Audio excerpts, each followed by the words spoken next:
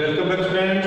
हम पढ़ेंगे BSc first और बीएससी बीएड फर्स्ट का ये पार्ट नंबर 32। पार्ट नंबर है 32 और ये आपकी क्लास रहेगी, ये आपकी सेल बायोलॉजी की क्लास है रहेगी। ठीक है, जूलॉजी में सेल बायोलॉजी की क्लास। सेल बायोलॉजी की अंदर हम अध्ययन कर रहे थे एंजाइम्स के बारे में, इसके बारे में अध्ययन कर रहे थे एंजाइम्स के बारे में, यानी कि एंजाइम्स के बारे में मैंने आपको पीछे की क्लास में थोड़ा कुछ बताया था कि जो एंजाइम है, एंजाइम की खोज बर्जीलियस ने की थी और जो इसने जो आपके समनर है, समनर ने यूरिएज एंजाइम को सबसे पहले क्रिस्टल रूप से प्राप्त किया था और एंजाइम जो नाम है वो किसने दिया था? कोहेन नामक वैज्ञानिक ने दिया था। ठीक है, तो आज की क्लास में हम बात करेंगे कि एंजाइम जो है एक बायोकेमिकल है, तो बायोकेमिकल होने के कारण जितने भी बायोकेमिकल्स होते हैं, इन बायोकेमिकल की कुछ ना कुछ क्या होती है? केमिकल नेचर होती है। केमिकल है नेचर होती है, इनकी रासायनिक प्रकृति होती है। तो इसी प्रकार ये एंजाइम है, तो एंजाइम की कुछ ना कुछ क्या होगी? केमिकल नेचर होगी। तो केमिकल नेचर ऑफ एंजाइम। देखिए स्टूडेंट्स, मैंने आपको बताया था कि जितने भी प्रकार के, लगभग जितने भी एंजाइम जो होते हैं वो कौन सी नेचर के होते हैं? एंजाइम की जो नेचर होती है वो प्रोटीन नेचर होती है। कौन सी नेचर होती है? प्रोटीन। अर्थात जितने भी प्रकार के एंजाइम जो होते हैं वो प्रोटीन के द्वारा ही बने होते हैं। और स्टूडेंट आप जानते हो कि प्रोटीन जो होती है, प्रोटीन के अंदर क्या पाई जाती है? पॉलीपेप्टाइड। क्या पाई जाती है? पॉलीपेप्टाइड चेन पाई जाती है। क्या पाई जाती है? Polypeptide chain.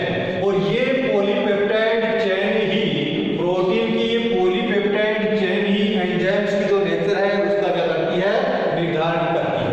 और इस पॉलीपेप्टाइड चेन के आधार पर एंजाइम कितने प्रकार के हो सकते हैं? देखिए एंजाइम जो होते हैं वो देखो, एक तो आपका फर्स्ट एंजाइम, फर्स्ट प्रकार का होगा मोनोमेरिक। Monomeric enzyme. मोनोमेरिक ऐसे एंजाइम होते हैं, ऐसे एंजाइम जिनमें क्या होगा? जिनमें केवल एक ही कार्बन चेन, और इसी कार्बन चेन को हम क्या बोल सकते हैं? पॉलीपेप्टाइड चेन बोलते हैं। तो ऐसे एंजाइम जिनमें केवल एक ही कार्बन चेन या पॉलीपेप्टाइड चेन पाई जाती है उन्हें हम क्या कहेंगे? उन्हें हम कहेंगे मोनोमेरिक एंजाइम के नाम से जाना जाता है। अर्थात ऐसे एंजाइम में केवल एक ही कार्बन की क्या पाई जाती है? चेन पाई जाती है। इस आधार पर इन्हें मोनोमेरिक एंजाइम कहा जाता है। और मोनोमेरिक एंजाइम जो होते हैं, आपके एग्जांपल है जो ट्रिप्सिन होते हैं, ट्रिप्सिन होता है, और पेप्सिन एंजाइम होते हैं। पेप्सिन और ट्रिप्सिन जो एंजाइम है वो आपकी एक सिंगल चेन के रूप में ही पाए जाते हैं, यानी कि इसमें कार्बन की केवल एक ही चेन होती है। इसलिए इस प्रकार के एंजाइम को क्या कहेंगे? मोनोमेरिक एंजाइम के नाम से जाते हैं। और एग्जांपल के रूप में आपके पेप्सिन है, ट्रिप्सिन है आदि क्या है? मोनोमेरिक एंजाइम होते हैं। ठीक है, अब नेक्स्ट देखिए, नेक्स्ट जो एंजाइम होता है वो होता है आपका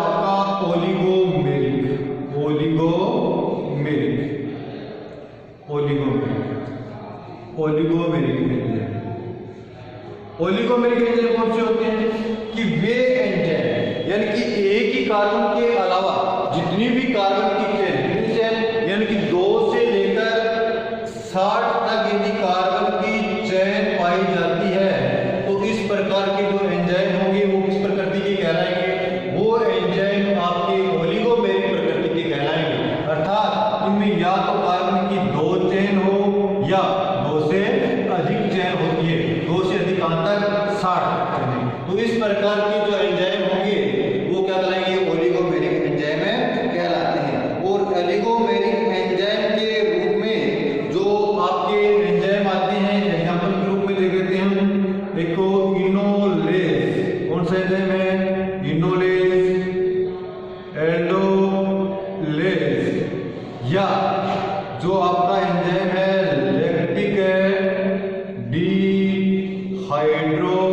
डिहाइड्रोजिनेज, लैक्टिक डिहाइड्रोजिनेज। एक एंजाइम आपका हेक्सोकाइनेज।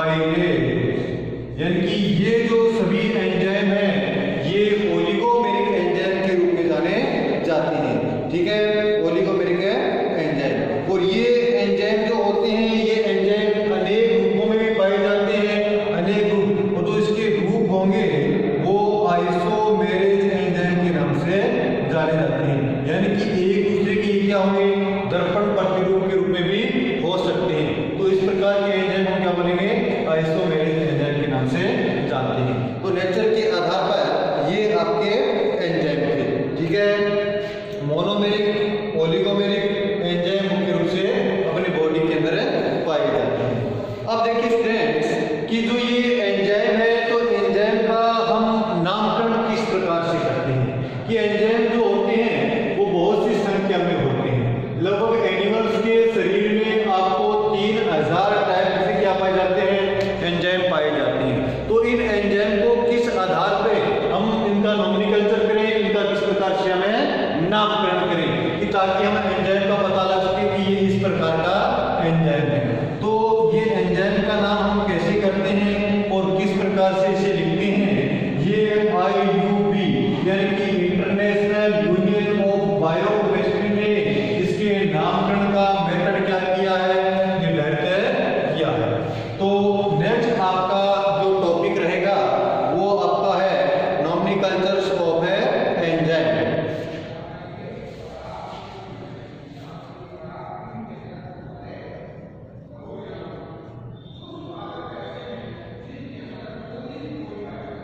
नोमेनक्लेचर ऑफ एंजाइम यानी कि एंजाइमों को क्या करना है, हमें नामकरण करना है, नोमेनक्लेचर ऑफ एंजाइम। देखिए स्टूडेंट्स जो एंजाइम होते हैं वो 3000 की संख्या में पाए जाते हैं। तो ये सब देखते हुए ये आपकी अंतरराष्ट्रीय संस्थान है IUB यानी कि इंटरनेशनल यूनियन ऑफ बायोकेमिस्ट्री। इसका नाम क्या है, international union of biochemistry, international union of biochemistry. इसने क्या किया है कि जो आपके एंजाइम है, एंजाइम को 6 क्लास के अंदर रखा है, एंजाइम को 6 वर्गों के अंदर रखा है। और एंजाइम का जो नाम है वो 2 भागों में दिया जाता है। कितने भागों में दिया जाता है, 2 भागों में दिया जाता है। और स्टूडेंट मैंने आपको बताया था कि जो एंजाइम जो होते हैं वो विशिष्ट सबस्ट्रेट पर क्या करते हैं, कार्य करते हैं। यानी कि एंजाइम की क्रियाविधि के दौरान ये पढ़ेंगे हम कि जो एंजाइम जो होते हैं वो सबस्ट्रेट विशिष्ट होते हैं, अर्थात विशिष्ट सबस्ट्रेट के लिए विशिष्ट एंजाइम होता है। एक एंजाइम केवल और केवल एक ही प्रकार के सबस्ट्रेट्स के ऊपर कार्य करता है। यदि वो एंजाइम किसी दूसरे सबस्ट्रेट पर रखा जाए तो उस सबस्ट्रेट पर किसी प्रकार की रिएक्शन को प्रदर्शित नहीं करता है। अर्थात जो एंजाइम होते हैं वो समूह विशिष्ट होते हैं, सबस्ट्रेट विशिष्ट होते हैं। और इसी के आधार पर जो अंतरराष्ट्रीय यूनियन ऑफ बायोकेमिस्ट्री है इन्होंने इसी का आधार मानकर एंजाइम को क्या किया है, नामकरण किया है। तो सबसे पहले देखिए स्टूडेंट जो प्रत्येक एंजाइम होते हैं उनके 2 भागों के नाम दिए जाते हैं। तो 2 भागों के अंदर तो सबसे पहला भाग जो होगा वो यानी कि जिस सबस्ट्रेट पर जो एंजाइम कार्य करता है उस सबस्ट्रेट का नाम होगा। क्या होगा, उस सबस्ट्रेट का नाम होगा। और सेकंड नाम के अंदर क्या किया जाता है, उस सबस्ट्रेट के नाम के आगे क्या जोड़ दिया जाता है, एज ए जोड़ दिया जाता है।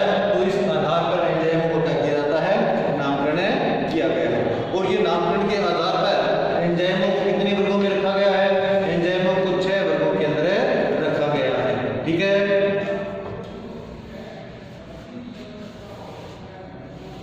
ये 6 वर्ग कौन से देखिए। सबसे पहले वर्ग नंबर 1,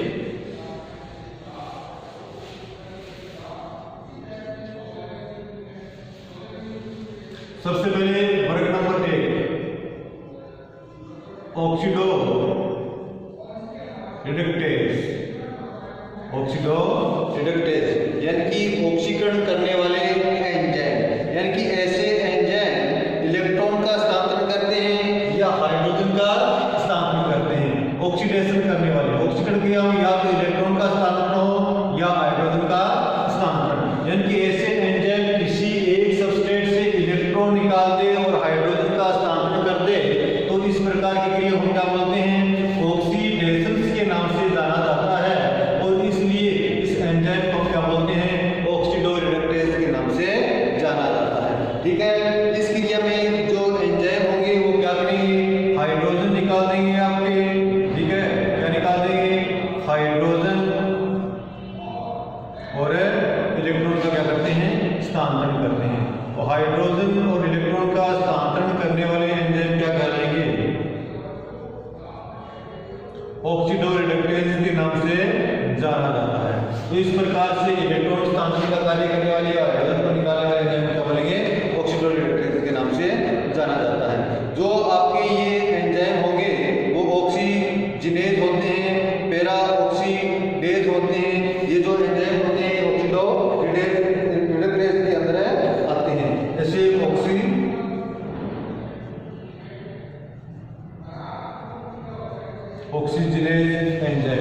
ऑक्सीजिनेज एंजाइम है या पैरा ऑक्सीडेज एंजाइम है।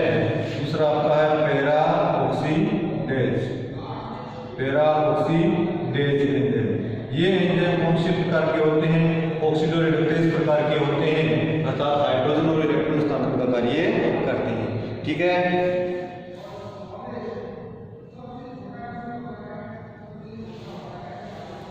नेक्स्ट एंजाइम देखिए, वर्ग नंबर दूसरा, क्लास नंबर दूसरी कौन सी एंजाइम की, ये आपकी होगी ट्रांसफेरेज। कौन सी एंजाइम है, ट्रांसफेरेज एंजाइम। यानी कि एंजाइम क्या करते हैं, किसी भी समूह को एक ग्रुप से दूसरे ग्रुप से या एक सबस्ट्रेट से दूसरे सबस्ट्रेट पर क्या करते हैं, स्थानांतरित करने का कार्य करेंगे तो वो एंजाइम क्या करेंगे, ट्रांसफेरेज एंजाइम। यानी कि किसी एक समूह को किसी एक से दूसरे पर स्थानांतरित कर देते हैं। यानी कि कोई एक समूह है, ये इस पे जुड़ा है और एक यौगिक ये है इसके पास, तो ये क्या करेगा, स्थानांतरण का कार्य करता है। तो स्थानांतरण का कार्य करने वाले एंजाइम को क्या कहेंगे, ट्रांसफेरेज एंजाइम के नाम से जाना जाता है।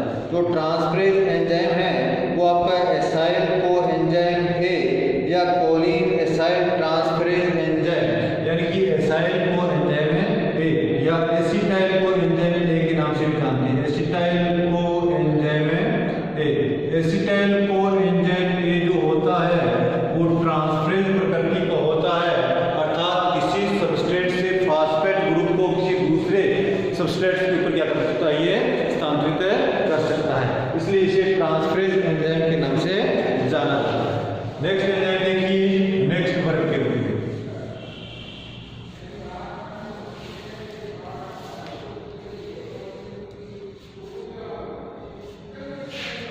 नेक्स्ट एंजाइम का ग्रुप है हाइड्रोलेजेस। हाइड्रोलेजेस एंजाइम का अर्थ ये है कि जो हाइड्रोलेजेस एंजाइम जो होता है वो जो हाइड्रोजन बंध को तोड़ता है, हाइड्रोजन बंध को तोड़ने का क्या करता है, काम करता है। हाइड्रोजन बंध को तोड़ने वाले यानी बंध को उत्प्रेरित करने वाले एंजाइम को क्या बोलते हैं, हाइड्रोलेजेस एंजाइम कहा जाता है। तो जो हाइड्रोलेजेस एंजाइम क्या करेगा कि जल की उपस्थिति में जल की उपस्थिति में ये क्या करता है, बंधों को तोड़ता है। यानी कि ए बना देगा और प्लस क्या बना देगा, बी बना देगा। यानी कि ये बीच में जो बॉन्डिंग है, बॉन्डिंग को क्या कर देता है, ब्रेक कर देता है। हाइड्रो का होता है जल का लेजेस का होता है तोड़ना। यानी कि जल की उपस्थिति में बंधों को तोड़ने वाले एंजाइम को क्या बोलेंगे, हाइड्रोलेजेस एंजाइम के नाम से जाना जाता है। जो आपको हाइड्रोलेजेस एंजाइम है वो एस्टर पेप्टाइड या ग्लूकोसाइड जो एंजाइम होते हैं, एस्टर पेप्टाइड या ग्लूकोसाइलेज एंजाइम, ये किस प्रकार के होते हैं, आपके हाइड्रोलेजेस एंजाइम होते हैं जो जल की उपस्थिति में क्या करते हैं, हाइड्रोजन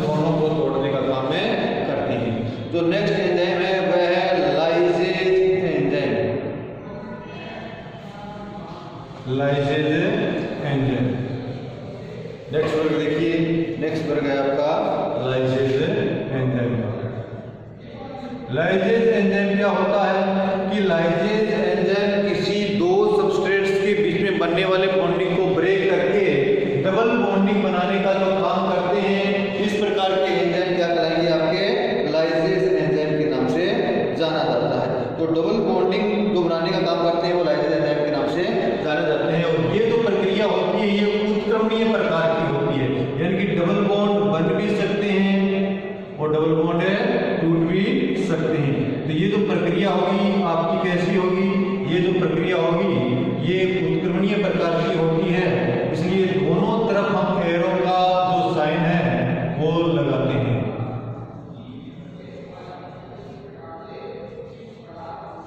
इस प्रकार के जो एंजाइम होंगे जो इन दोनों बॉन्डों को तोड़कर क्या करते हैं, डबल बॉन्ड का निर्माण करने वाले एंजाइम क्या कहलाएंगे, आपके लाइजेज एंजाइम कहलाते हैं।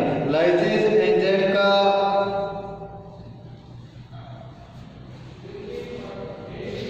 यदि एग्जांपल देखते हैं तो ये है,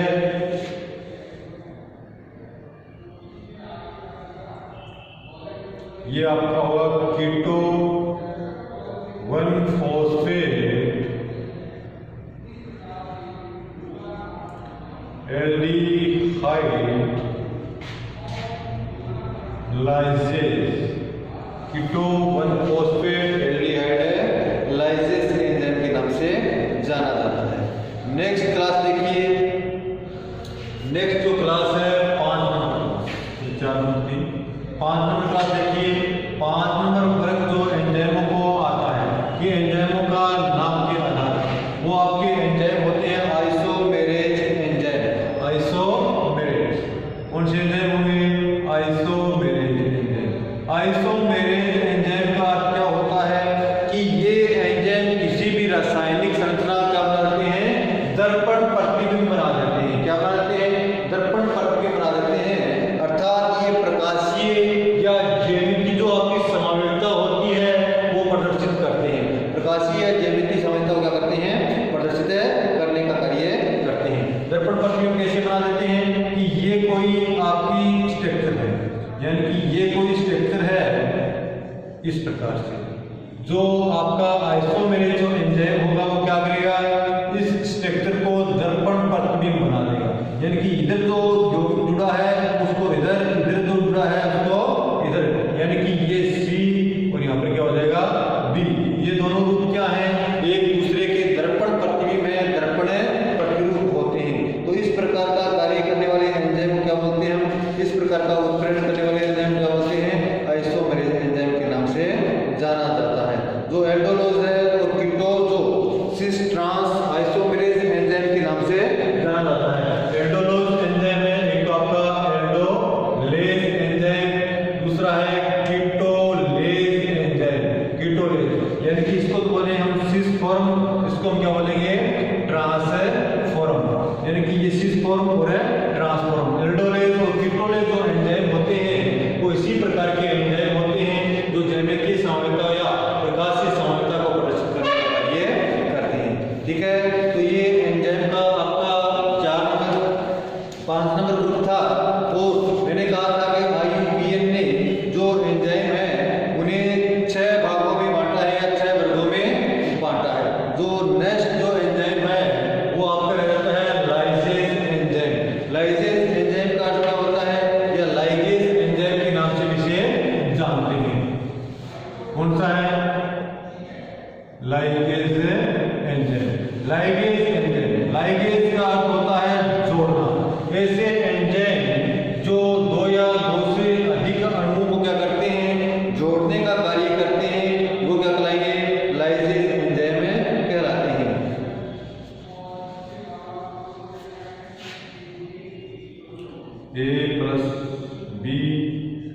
A+B+C+D, यानी कि ये कोई केमिकल रिएक्शन है, ये 2 अणुओं को जोड़ने का काम करेंगे। ठीक है, इसे हम क्या कहते हैं, लाइजेज एंजाइम, यानी कि उनके बीच में बॉन्डिंग करने का कार्य कर रहा है। तो इस एंजाइम को क्या कहेंगे, लाइजेज एंजाइम के नाम से जाना जाता है। तो जो ये एंजाइम जो होगा वो एंजाइम आपके देखिए acetyl coenzyme ligase, acetyl coenzyme है ligase. Acetyl coenzyme ligase जो है